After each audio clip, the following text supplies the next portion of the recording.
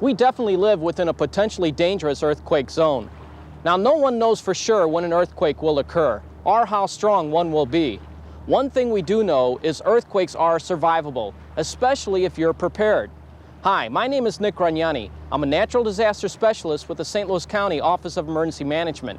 My office and KETC Channel 9 want you to be prepared for an earthquake. So for the next 30 minutes, I'm going to tell you what you need to know before, during, and after an earthquake.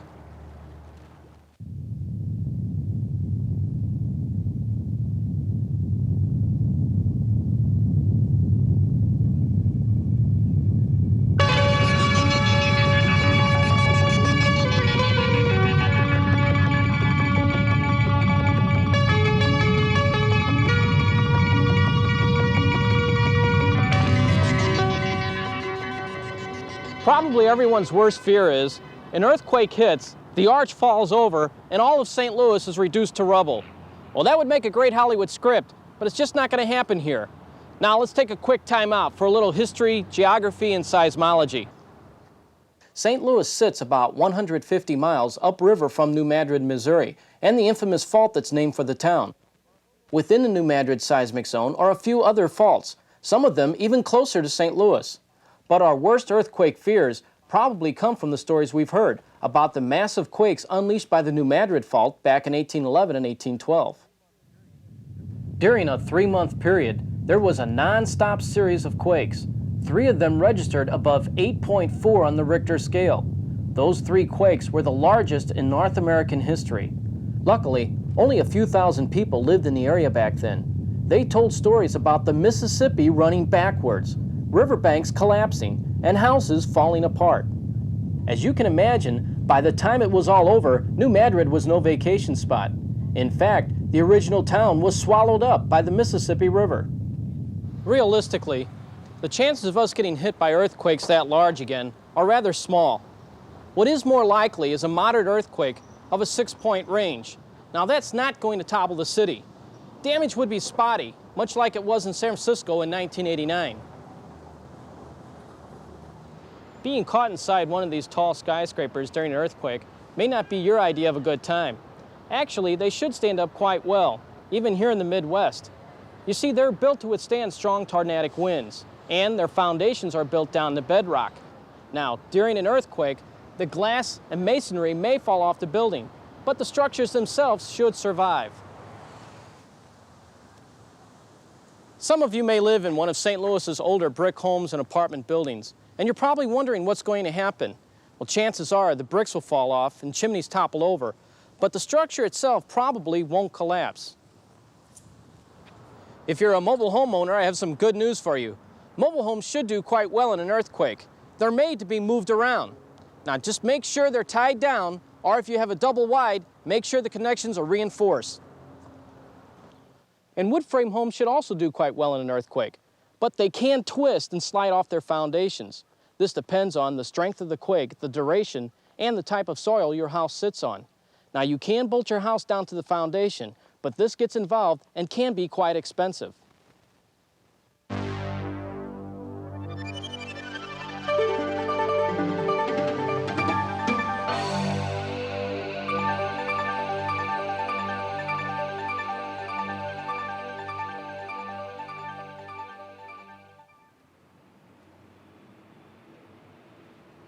Welcome to the Gragnani residence. It's not often I get to invite thousands of people into my home, but I want to show you the things that we've done to prepare our house for an earthquake. So come on inside. And don't forget to wipe your feet. Okay, this is the living room of my house, and there are several hazards here that could hurt someone in an earthquake. And these are the things that you need to look for in your own home. If you could just imagine your house being towed down the street on a set of wheels, what would fall over? Well, a good example is this big guy. What I've done in its case is I've bolted through the back side of it into a stud in the wall here to help hold it in place so it can't fall over. But there are still some things here on the shelves that could fall over. A good example is this receiver or even the TV. What you can do is you can put some Velcro stripping on the underside of it that would help hold it in place so it can't fall out. Now, I did this with the microwave oven in the kitchen, and I'll show it to you later on. Another good example is the clock I have on the wall. This thing's going to be moving around a lot during an earthquake. So I took an eye hook and I screwed it through to a stud and then hung the clock from that eye hook. This way it'll still be moving around, but it's not going to fall off and bop somebody on top of the head. Now here in our dining room, we've got this top-heavy china cabinet. I attached some L brackets across the top and bolted them to a stud. Now the cabinet can't fall over on top of someone. But something else that has to be considered are the cabinet doors. They might fly open during an earthquake, and then all the contents come spilling out onto the floor. So I attached these child-proof safety latches. Now what that'll do is help keep the doors closed. And that's something you might want to consider in your kitchen, probably the most hazardous area to be in during an earthquake. The reason why you have to be concerned about the kitchen is because there's a lot of things here that could hurt you. The same thing that's going to happen with the china cabinet is going to happen with the kitchen cabinets. The doors are going to fly open, and everything that's on the shelves are going to fall out at you. The plates, the dishes, the knives. So just install the child-proof safety latches. That'll help keep the cabinet doors closed. Now, something else to think about is the stove. I've bolted mine to the floor so it can't fall over or move around. And you can do the same thing just by using the L brackets or bolting through to the frame. But if you're standing here cooking during an earthquake, there may be a fire hazard. That's why you have to have a fire extinguisher. All homes should have at least 3. One in the basement, one in the kitchen, and one out in the garage. And make sure you get the type that covers all types of fires. Now, the microwave oven. Remember I showed you the stereo receiver and talked about Velcro stripping? Well, here's what I did for the microwave. I took some 4x4 blocks and installed them to it. This way it helps hold it in place so it can't fall over. I removed the wheels from the cart and then bolted it to the floor. It's still going to move around, but it's not going to fall over. This ceiling fan may be a problem. It'll move around in an earthquake, and it might pull loose from the ceiling. Now, there's a special bracket you can buy for that, and I'll show you that later on in the bedroom. The icebox. Now, this thing's going to be moving around a lot during an earthquake. Now, you can try bolting it down, but that gets a little involved. Just realize that in a strong earthquake, it may fall over on top of you, so you're going to have to take some kind of cover. Now, your kitchen table may be the best place. Just duck, cover, and hold. Now, while I'm down here, we can talk about the safest areas in your homes to be in. This is good because you have cover and something to hold on to. But if you can't get here, your hallway may be the next best place. The reason why the hallway is such a good spot to be in is because the walls are closer and they help support the weight of the house. Now, there's nothing here that can hurt anyone unless you have pictures on the wall. So they're going to have to be secured, and I'll show you how to do that later. Now, put your feet against the wall, brace yourself, and ride it out. If you're a burnout from the 60s and still have shag carpeting, grab a hold of the stuff. Before I show you my kid's bedroom, the real disaster area of our house, let's talk about door frames. They're another good option. You just have to remember that the door could slam shut on your fingers. So here's what you do. You brace yourself, put your foot out a little bit, like a pushy salesman would do, and then hold on and ride it out. My kid's bedroom has some unique problems. And it's something you might find in your own home. I bolted the dresser down. There's not much I can do about the aquarium. Now, my son has some trophies over here, and I'm not going to do anything for them. Now, you could put double-stick tape or Velcro underneath them if there was something that was important. You see, you don't have to strap down and bolt down everything in your home. Just the things that might fall over and hurt you are the things that you want to keep. Now, the kids have bunk beds, and bunk beds are top-heavy. I bolted these to the wall. This gives the kids some protection. They can get down under here. Later on, you'll get to see them in an earthquake drill. If you're in bed during an earthquake, just stay there. Take all your pillows and blankets and put them on top of you. Keep a pair of shoes by the side of your bed, in case after the earthquake you have to walk out of the bedroom on top of broken glass and debris. If you can avoid it, don't put your bed underneath the window. This is the only place our bed would fit in this small bedroom. But these blinds, or even some curtains, would give us some protection in case the window breaks. You know, I've been talking about this Velcro I'm using to hold down my microwave oven and the TV here, so I thought I'd show it to you. This is pretty good stuff. It's not the kind you would find on your clothes. Actually, it has an iron grip. I was pretty impressed when I saw someone try to do this. Folks, this isn't going to let go.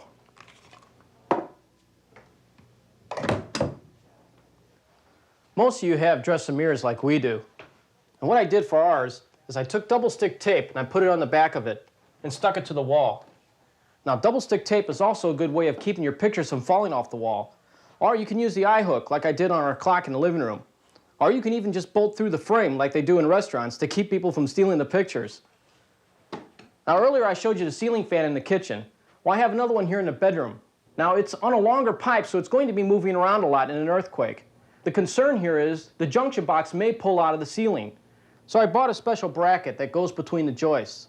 And then you bolt the junction box to the bar, and that keeps the fan from falling down on the bed. Here's something you should have in every room of your house: emergency lighting. When the power goes off, this light will come on. All you have to do is walk over and unplug it, and now you have a flashlight. Boy, here's a real nightmare. What do you do if you're caught in the shower during an earthquake? Well, be careful, because it's going to be slippery. Get down and grab the tub. Then after the quake, put some clothes on. I don't know what to tell you if you're sitting here, but I do know what to tell you about the medicine cabinet. Safety latches. Everyone asks me, how do you store water? Well, you're already storing water in your hot water heater, and if it falls over, you're going to lose that water. Plus, if it's gas-fired or electric, those lines will pull loose and you'll have another hazard. So, get some plumber's tape and wrap it around it, both top and bottom, and then attach it to a stud. Works great. Something else people ask me a lot is what should be stored in an earthquake kit, and where should you store it? Well, I'm storing mine in a closet. It's close to an exit, plus the structure of the closet gives it some protection. Now, I've got some sleeping bags here, and down below I'm storing some water. You can never store enough water. You see, you can't depend on just your hot water heater. You may have to leave your home, and you can't take your hot water heater with you. So if you have some water stored in easy-carried containers, it would help you out a lot. Now, this is distilled water, and it has a shelf life of about a year. It will develop a taste of the plastic container, so we're keeping some pre-sweetened Kool-Aid to help cut that taste. In addition to that, I have some individual packets of water. Now, these have a shelf life of about 5 years. Now, this is the main body kit, and I have a lot of specialized items in here. It can be used for any disaster situation. I have a first aid manual and kit, a pre-sweetened Kool-Aid. If you're on special prescription medicine, make sure you keep an extra supply. A toiletry bag. I have a little pouch that has some extra cash in it. This is important. The banks may be out of service for a while, so you're not going to be able to go draw money out of your account. I have a flashlight and portable radio. The radio is really important. You want to keep in touch with the outside world. Now, both of these are powered by batteries, so I've kept an extra supply of batteries. Foxhole shovel. This can be used as a shovel or even as an axe. We have gloves, dust mask, eye protection, gray duct tape. This is good for taping up broken windows or any kind of general repair. There's a nylon rope and a tarpaulin so you can make a tent.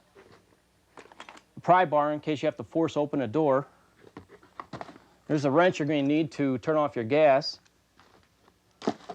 There's a rain poncho and emergency blankets. These are these light sticks that you just break and they glow and give you some light. Now, I have these military ready-to-eats, and I guess you could call them food. You just open them up and eat them. The rule of thumb is eat your perishable items first and then your canned goods. But don't eat anything that smells bad or has hair growing on it. Then eat these things as a last resort, and when you eat them for the first time, you'll know why. Make sure you have a manual can opener. And then special waste bags. You just put these in a bucket and you can use them as a toilet. Now, I've shown you the basics. You can personalize your kit any way you want. Just put something together that fits your lifestyle so that you're prepared. Okay, so it's after the earthquake and you're smelling gas. Well, you're going to have to quickly turn off your gas service. In order to do this, you're obviously going to have to know where your shutoff valve is. Your gas shutoff valve will always be between the meter and where the pipe either enters your home or comes out of the ground. Now's when you take your wrench that you've been storing for so long in your earthquake kit, apply it to this flange, give it a little oomph, and turn it so it's horizontal across the pipe. You've now successfully turned off your gas service. Only do this if you're actually smelling a gas leak. After a quake, you may have a broken wire in your house you don't even know about. So you need to learn how to turn off your electricity. I have fuses. Some people have circuit breakers. With circuit breakers, you would throw each one and then the main. In my case, I would just hit the main. If you have to leave your home and go to a shelter, be sure to turn off your power. You may have an appliance that's been jolted on, and when the power is restored to the neighborhood, that appliance could come on, overheat, and possibly catch fire. And make sure you know how to turn off your water supply, in case you have a broken water line in the house. This isn't California. If it's winter and the utilities are out and your furnace isn't working, it's going to get cold real quick.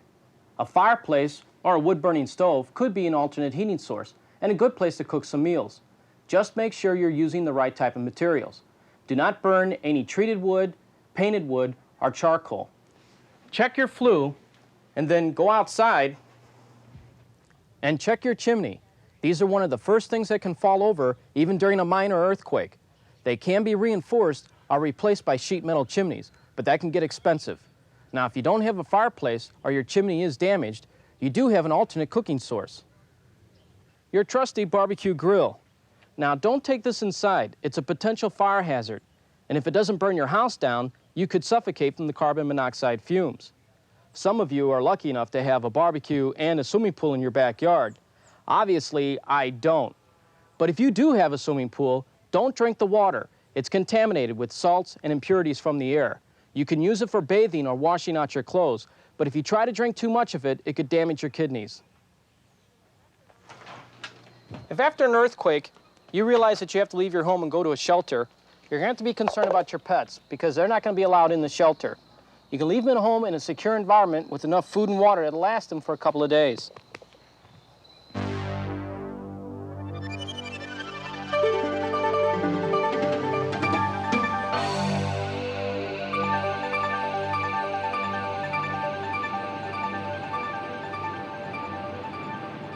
Your kids could be at school during an earthquake, so you need to find out what plans are in place. Most schools are drawing up these plans now and putting your kids through earthquake drills, like here at the Armstrong School in Hazelwood. Okay, kids, let's show them what we've learned.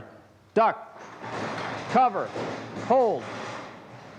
Okay, the reason why you have to hold on to your desk is because it's going to move around during an earthquake, and if you're not holding on to it, it's going to move away from you. And you have to keep your head underneath the desk. That way, if something falls, you'll have some protection. Great job, kids. There are 3 things you can do to help your kids at school. First, designate someone who could come pick them up in case you can't, but make sure the school and your child knows who that person is. Second, sign a special release form in case they're injured. That way the school can start medical treatment. And third, talk to them. Make sure they know it may be a while. It could be hours, it could be days, but eventually someone they know will come for them.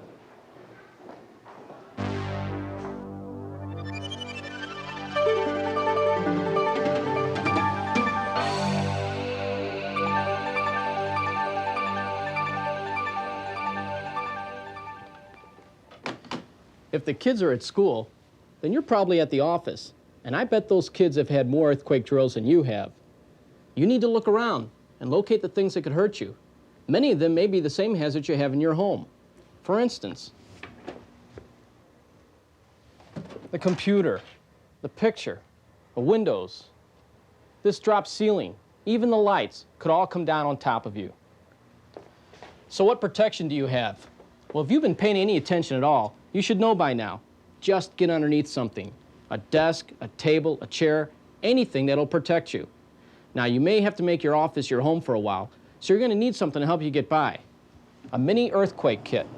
Just store some water, food bars, if you don't like eating those things, some candy bars, an emergency blanket, a good book to read, a pair of tennis shoes in case you're forced to walk home, a battery-powered radio, and if you have a secure place to keep it, some extra cash.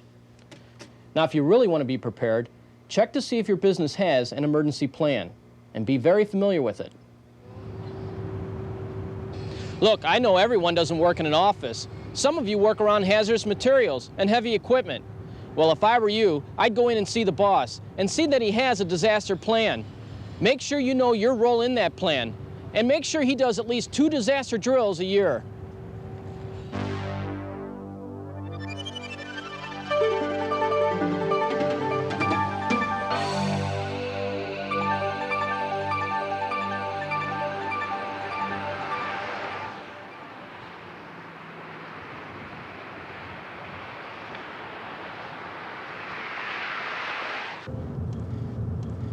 If you're driving along and you're seeing power lines and telephone poles swaying, and the car is becoming difficult to steer, chances are you're in an earthquake.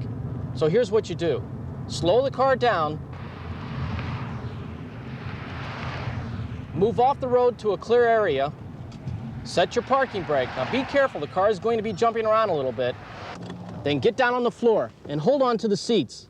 Now the reason why you have to get down like this is in case something falls on the roof and it collapses. This will give you some protection. Now if you decide to drive on, do so at your own risk.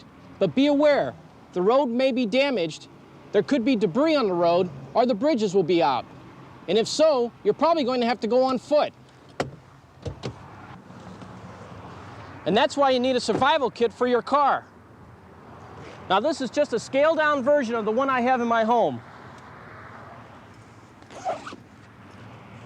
I have some water, some food bars, a special car first aid kit, a pair of tennis shoes in case I'm wearing the wrong type of shoes for walking, maps so I know where I'm going, a pad of paper and a pen so I can write a note and tell people where I went and leave it on the car. That way if they find your car, they know where to find you.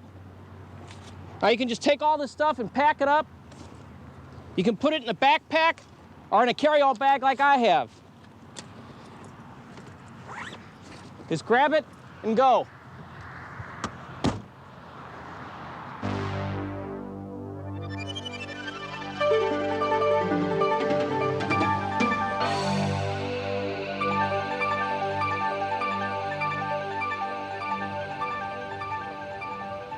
During the 1989 World Series in San Francisco, there was an earthquake, and the fans in Candlestick Park did the right thing. They remained in their seats and they stayed calm. If you find yourself at Bush Memorial Stadium, the arena, or any public stadium during an earthquake, don't run for the exits. Stay in your seats, ride it out, and then wait for instructions. In a theater, the same rules apply. Sure, you may be worried about the things overhead, but your biggest concern is going to be the people around you, if they panic. Just remember, stay in your seats, hold on, and remain calm. If you're outside during an earthquake, you want to move to an open area, away from trees, power lines, and telephone poles. Now, if you're in a downtown situation with a lot of tall buildings around, with glass and brick, you can step inside a doorway to get some protection. If you spend a lot of time in the malls like my wife does, you need to be concerned about what's overhead. Lights, glass, skywalk. Your best protection here would be to get into one of the stores. Now, if it's a clothing store, get up into the clothing racks and hold on and wait for the shaking to stop. If you're in a public place and after an earthquake you want to use the phone, you may find out that it's not working. Well, the reason may be because too many phones are knocked off the hook.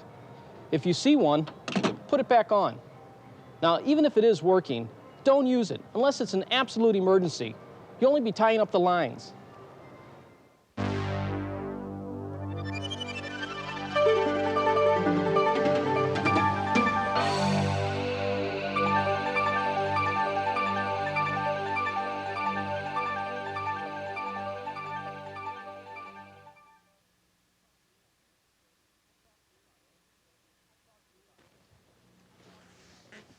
I've talked to you about home preparedness, school emergency plans, and business disaster plans. But there's one thing I haven't talked to you about, and that's your family plan. Now, my family and I have developed one, and here they are now. This is my wife, Jan, my son, Joey, and my son, Tony, and our dog, Gypsy. This is what being prepared is all about. Your family. You need to sit down and talk to them and find out about their needs during a disaster. The Office of Emergency Management and the American Red Cross have detailed information that can help you with a family plan. After a quake, you and your family may be separated. You probably won't be able to just pick up a phone and call them because the local service will be out. Now, the long-distance service will be the first thing to come back in, so you need to designate somebody out of state that you could call to tell them where you are and that you're okay. This way, anybody can call them and find out about you. You should be doing earthquake drills in your home. This way, everybody knows where to go during an earthquake. Now, my family and I have two places, in our living room or our kitchen, we would go into the hallway. Okay, kids, it's an earthquake. Come on. Let's go down the hall. Hurry up. My wife and I get down on the floor and put our feet up against the wall. Right, we put the kids between our legs and hold on to them.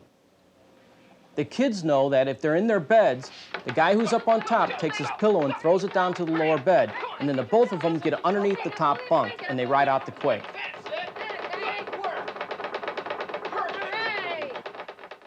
Some final thoughts.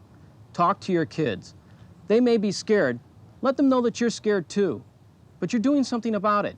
You're putting together a kit, you're writing a plan, you're doing family earthquake drills. These things are important because it gives the kids a sense of security. Get together with your neighbors. See if they have any kind of special skills or needs. This is important because you're all going to have to work together in any disaster. Check your insurance policy. Make sure you're covered for earthquake damage. Not only the structure, but the contents of the house as well. And check your deductible. Look, it's a roll of the dice. We may never get a damaging earthquake, but then again, it can happen today or tomorrow. So you've got nothing to lose by being prepared. You give yourself peace of mind and greatly increase your chances of coming out of any earthquake safe and sound.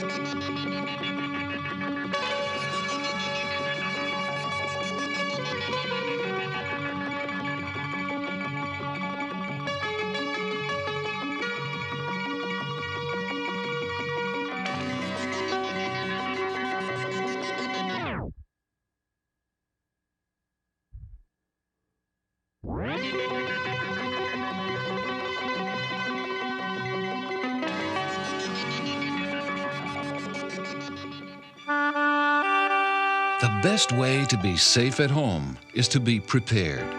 We hope that you take every precaution to ensure the health and comfort of your family. At Schnucks, our concern is for you.